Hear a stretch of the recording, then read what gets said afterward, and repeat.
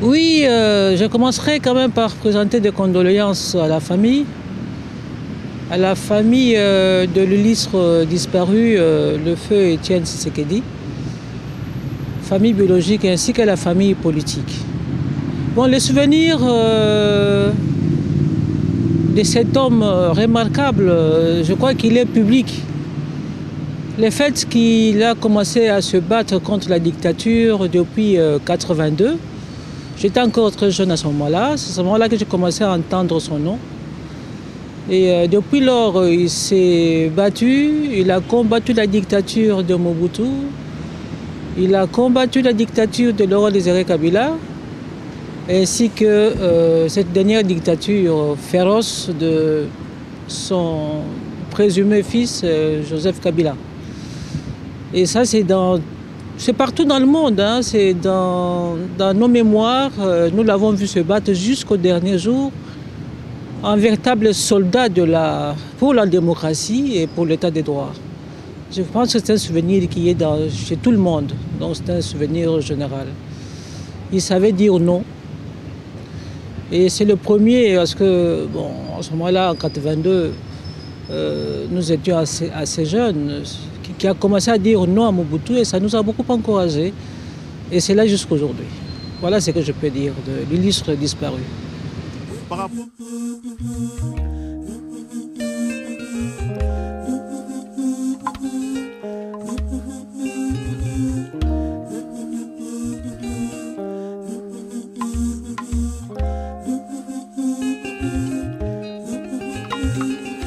Nous pouvons dire qu'il laisse un vide, mais en droit nous disons la mort saisit le vif. Il a laissé des héritiers politiques qui doivent continuer à se battre pour le respecter et pour essayer d'aider le peuple congolais à ne pas baisser le bras. Parce que si le rassemblement, une force qu'il a regroupée, ne suit plus ce que Tshisekedi a laissé, c'est fini, le peuple sera en déperdition.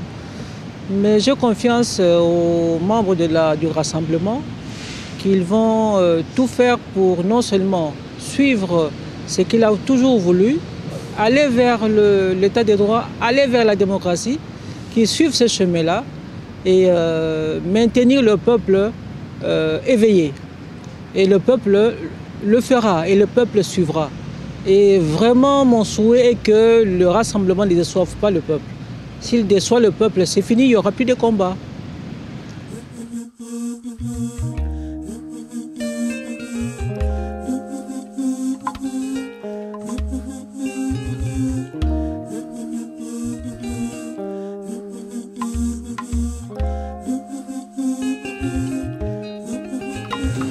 Je peux dire qu'il y a plusieurs héritiers, hein.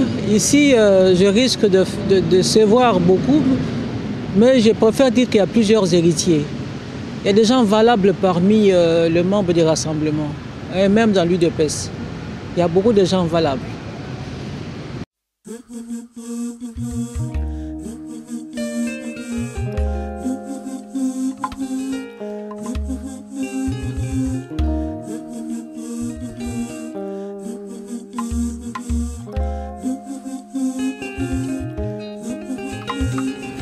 Bon, mes condoléances s'étendent aussi à tout le peuple congolais, et même aux amis. On a vu des amis pleurer, mais nous n'allons pas baisser le bras.